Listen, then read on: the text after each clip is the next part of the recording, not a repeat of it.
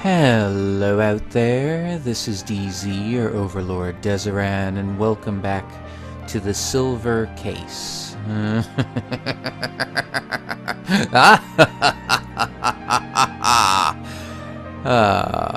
Now, we're back in...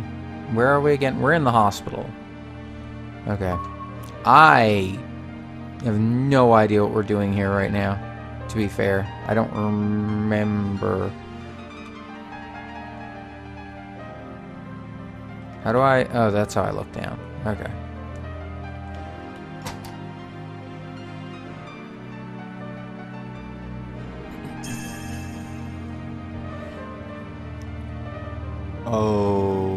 Okay.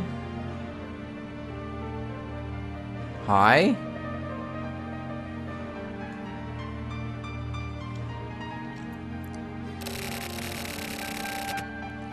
Ayame Shimohira just admitted to a string of crimes. She'll likely get the death penalty. Kamui's children have been put into a facility. And the secret of Kamui's birth has finally been discovered.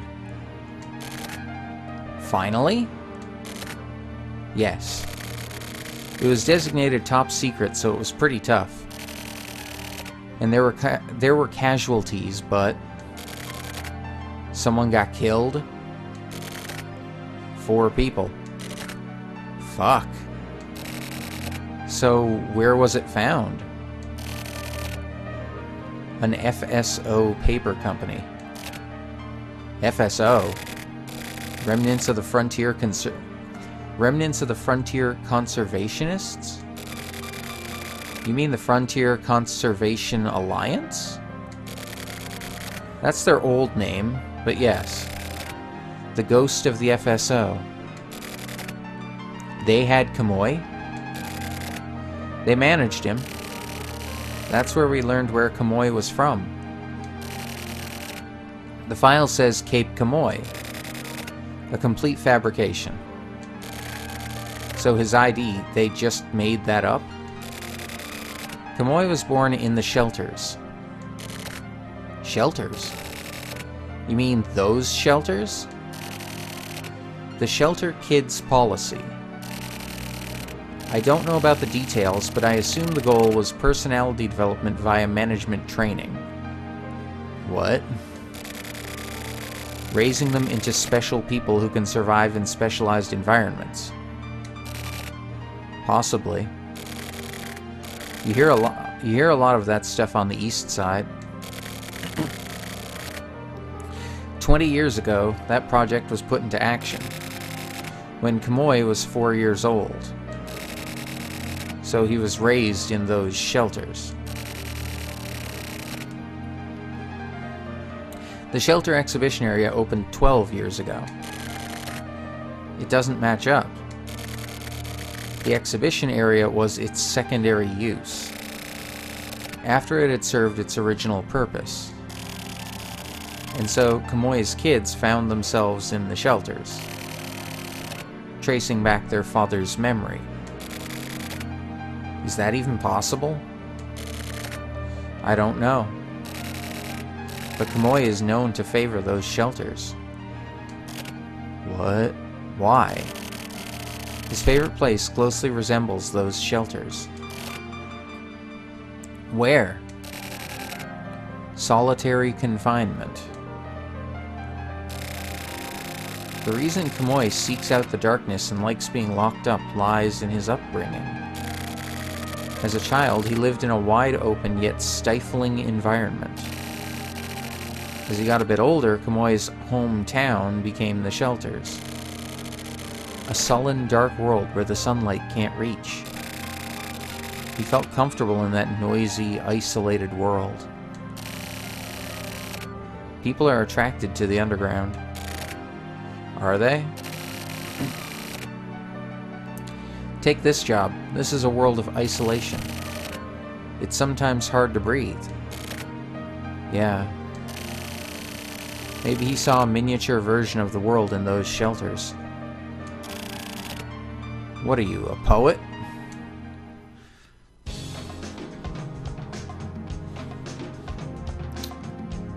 Okay.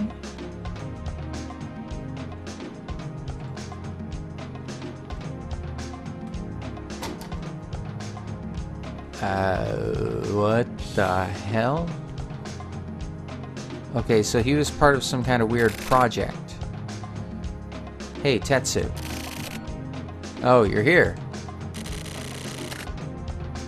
You're looking good, big dick. Oh, jeez. Tetsu, you're back on the job from today, huh? Yeah, finally back to work. It's a stakeout. Yeah. We don't have enough people. Well, so it ended up not being much use, huh? Tetsu, maybe we should... Yeah, I know. Let's hurry. I'll show you how it's done. What? What are they talking about? Big dick, hurry up.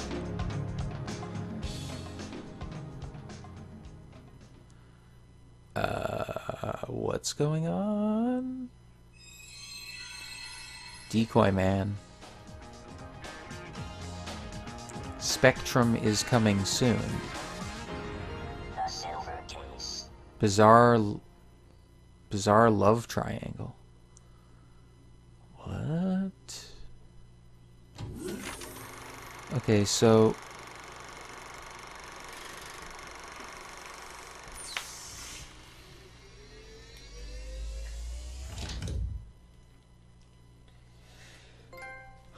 I mean... Oh boy. Trophy earned, met Kamoi.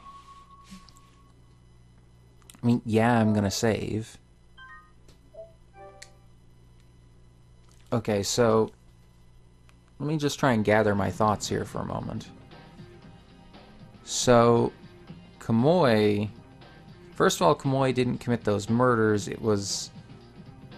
the woman that had him bound up in her closet.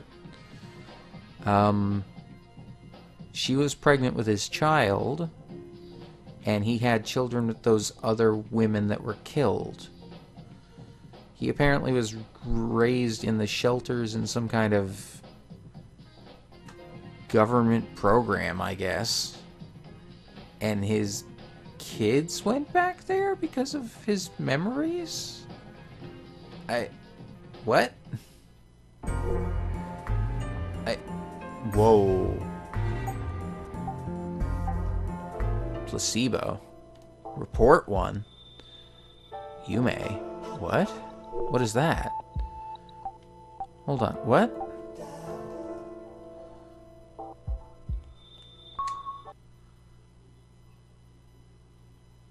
Number 1, Yume. What? Wait, what am I looking at?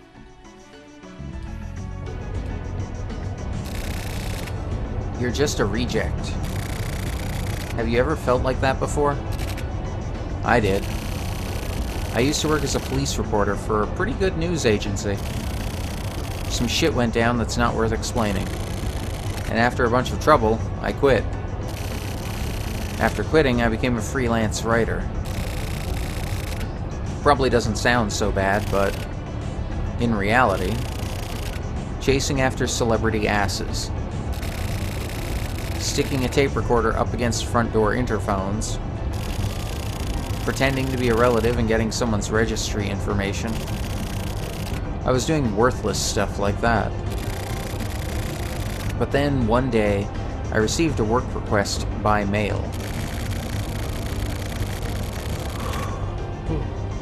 What the hell? Set a mark on Kamoi Urihara and check out every single thing, down to the hairs on his ass. That was the job. The guy who the media is now reporting on like crazy. The one they're calling the worst criminal of the century.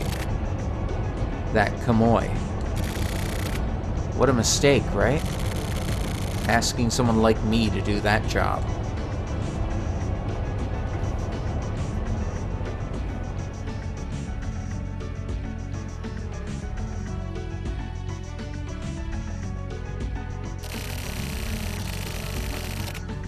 But with the payment, including an advance, being unbelievably good, and the fact that I was seeing triangles and circles due to being so shit-faced drunk at the time, I decided to take the job. I promised to investigate everything about Kamoi's past and future, write up a report, and submit it. It was a really secretive, sketchy-ass deal. With the amount of money I was getting, I totally knew that it was a really dangerous job. That's how it started. Okay. This is my room. It's my workplace, and also where I sleep and get up in the morning.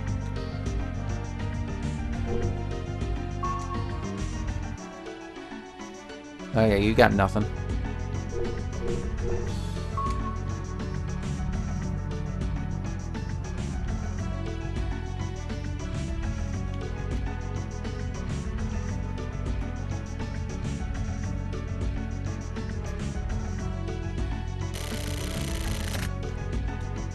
The client who requested the Kamoi job only wants me to submit my reports and keep contact via mail. The reason being, excuse me, well, I have my suspicions. I wonder if I have any new mails. Let me check.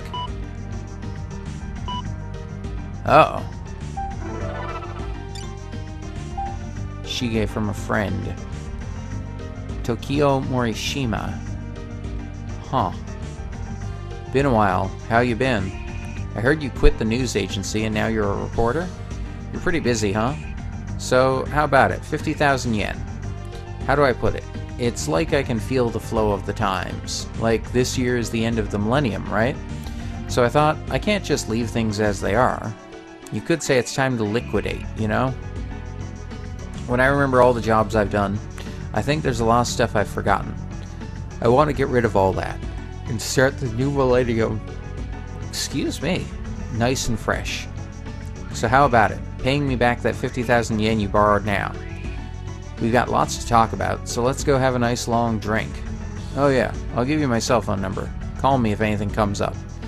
10332-33234. Okay. Here, you can not only read mails received, you can also send mail.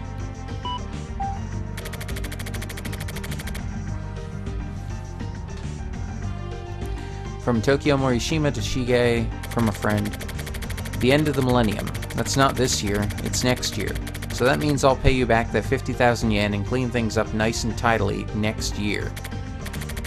Sorry, don't mean to put you out. You're the same Shige as always. Glad to know you're my friend.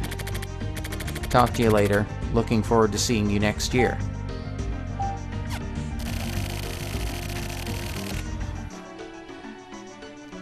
Keep records of your own studies in the Morishima Memo Diary.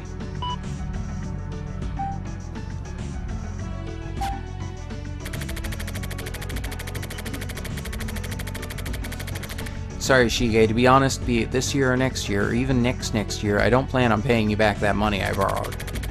More importantly, I've been thinking that I really need to start rethinking our relationship, actually. So anyways, that's what's up. Don't keep sending me mails like that from now on.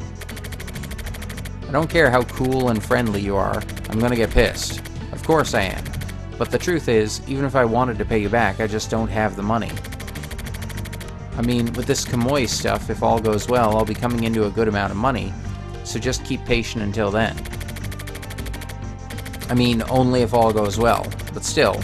And if it doesn't go well, well, I can think about that when it happens. Live in the now, you know? Whatever the fuck that means. And sometimes you can even join chats. Basically, it's where I keep my true feelings and thoughts collected. Normally, once you read an important mail, you act immediately. For mail, you can always read it again later. It's sometimes good to take your time going over old mails and mails you haven't read yet. My partner is a turtle. His name is Red. He keeps silent, like an old fossil.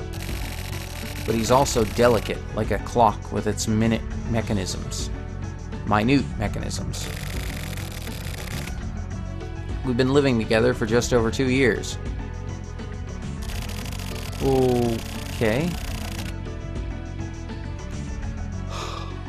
Even though I had no money, I couldn't help myself and bought this Italian furniture. Here. There's all sorts of shit lying around. The only thing I really even use is the phone, but whatever. What else? Oh yeah. The world you can see from this window actually looks pretty nice.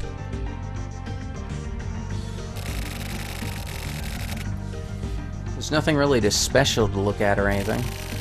This park, but that's about it. Okay, this is my... That is to say, the guy called Tokyo Morishima's version of events in the Kamui case and related happenings in these scenarios.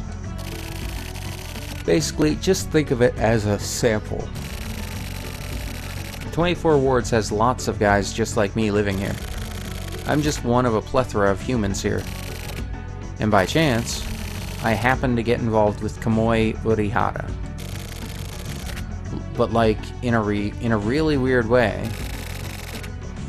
How is it weird, you ask? Keep your pants on. We've got all the time we need, right? First, let me have a quick smoke, and then we'll begin.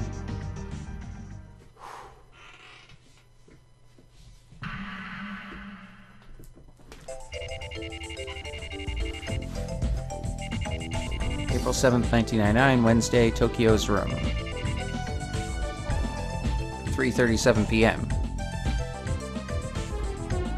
Okay.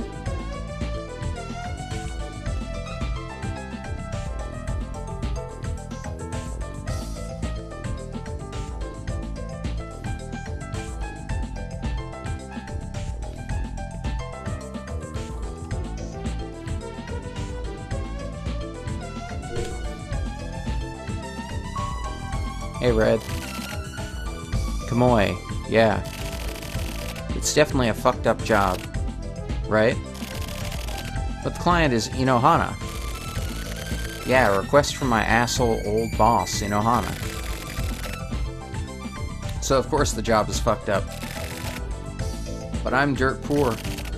So, you know, sorry, but I took the job.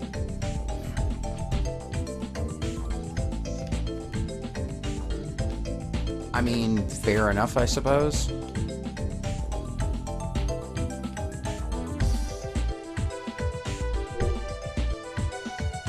Window, telephone.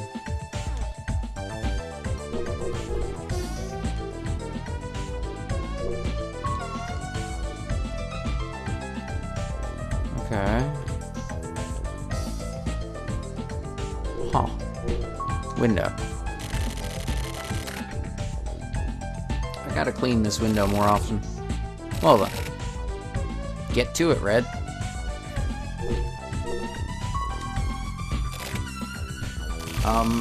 That wasn't the phone, was it? Huh.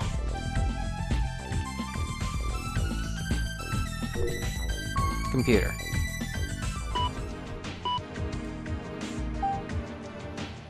Morishima memo.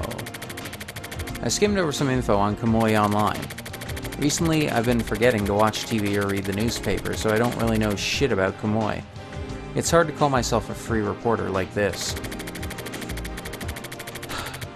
Kamui's very existence, excuse me, had basically been almost totally covered up till recently, but now he's apparently the most badass criminal ever.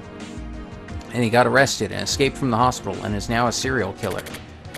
Yeah, great. Plus, he apparently killed 2 members of the security force and seriously injured 2 more. And that's why he's such a big deal now. The case in question. Kamui reappeared on March 27th around midnight. The Special Forces unit began measures to capture him, but 2 people ended up getting killed. 2 people from Special Forces went after Kamui, but he put one of them in critical condition and disappeared into the darkness. That's about it.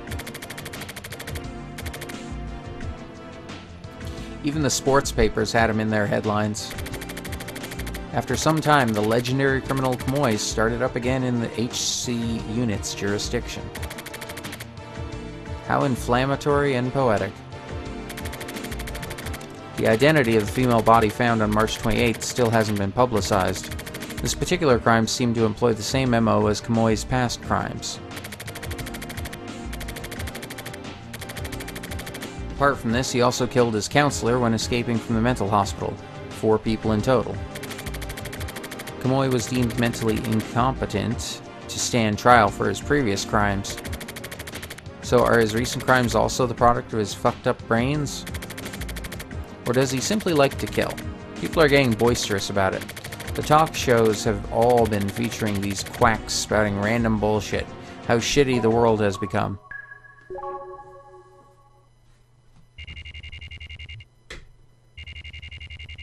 Early morning, Tokyo's room.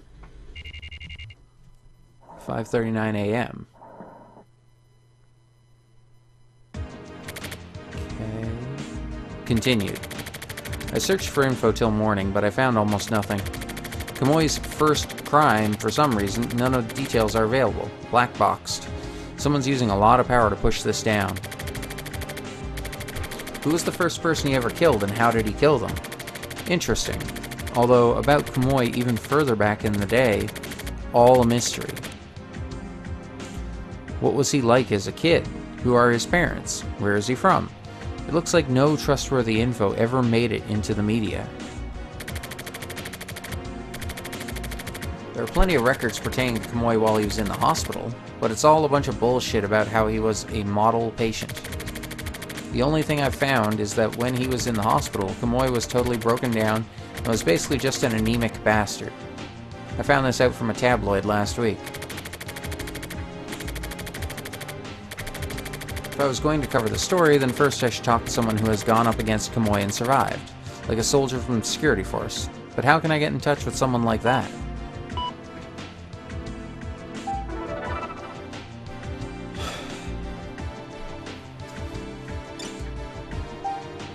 Weekly Lovers? Weekly Mail Magazine, Tokyo Morishima Weekly Lovers. The Amazing World of Carnivorous Plants. Wednesday, 7th of April, 1999. The Amazing World of Carnivorous Plants. Weekly Lovers, The Amazing World of Carnivorous Plants, is a mail magazine that provides the latest news and unique information for fans of carnivorous plants throughout the world. For more detailed articles, photos, and videos, check out the constantly updated The Amazing World of Carnivorous Plants website. www.siokutyusiokubuto.com. Fascinating wildlife, the winged nepenthes up close. Winged nepenthes. Nepenthes alata blanco nepenthaceae. A vine-like perennial herb, the tips of its leaves have tendrils which it uses to climb and to capture its prey.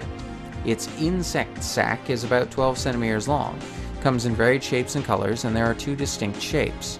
One that grows on the bottom when the stem is low, and one that grows on the top when the stem is stretched out. The lower insect sac has a cylindrical top, and the bottom part puffs up like an egg. The top part is somewhat thin. Its interspecific variation is spectacular. Here, there are approximately...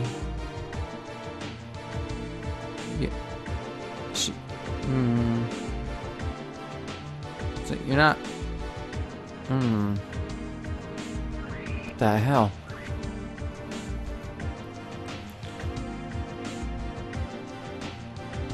I don't know where my mind just went for a second there. Grows on top when the stem is stretched out. The lower insect sac has a cylindrical top and the bottom part puffs up like an egg. The top part is somewhat thin. Its intraspecific variation is spectacular. There are approximately 70 species spread throughout mainly Borneo and Sumatra in Southwest Asia, as well as Malaysia, New Guinea, Eastern India, Sri Lanka, the Seychelles Islands, and Madagascar. Topics. We used a special camera to capture images of this extremely rare wild nepenthes. Videos have been uploaded to the website for a limited time only. The winged nepenthes captures insects, bees, flies, etc., and dissolves them inside its stomach with peptic juices, which can be viewed from a variety of angles. The act of the winged nepenthes dissolving The act of the winged nepenthes dissolving insects is the epitome of the wonder of nature. We are confident that all sorts of nature fans will love this video. Additionally, there is a secret bonus movie hidden on the website, if you can find it. You'll be able to get an even more amazing look at the winged nepenthes up close. Reader opinions, MK. I spent 3 hours downloading the winged nepenthes video, but it was definitely worth the wait, and I'm extremely satisfied. I never thought I would be able to get this close of a look at the winged nepenthes. I will treasure this video.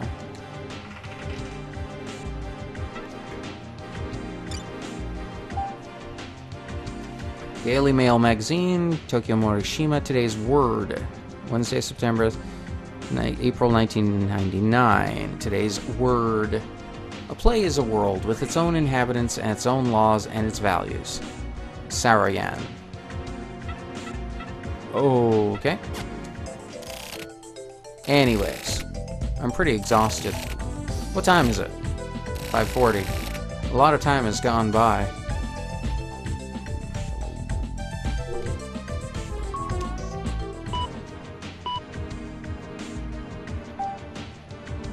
Oh, you won't let me check anything else? Well, damn it. Okay, fine.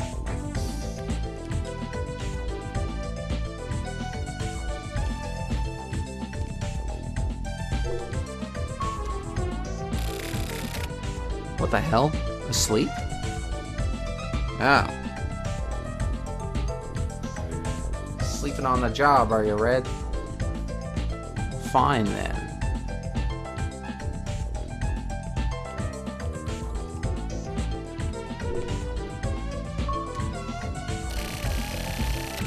I gotta clean this window more often. Well then, oh, okay. You say anything different with the phone? If it'll work out, Erica, I guess. If I use her, then if need be, I can always use her as a shield, too. What?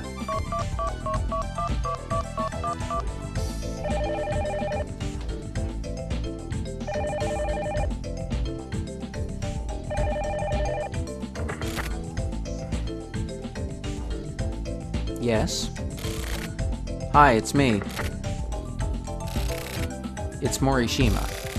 I got a favor to ask. I'm looking into the Kamui case, like, personally. And I was hoping you might have something interesting.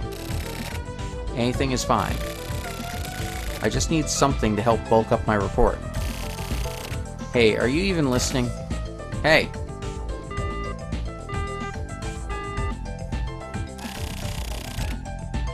Fuck, the bitch hung up on me. Well...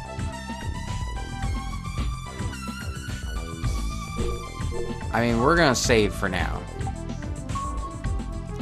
So, if you enjoyed this video, please leave a like, a comment, subscribe if you want to see more, share it with anyone else you think might enjoy it. If you want to suggest a game, leave it in the comments below, and check out links in the description for the silver case on Steam, although this is the PS4 version that I'm playing.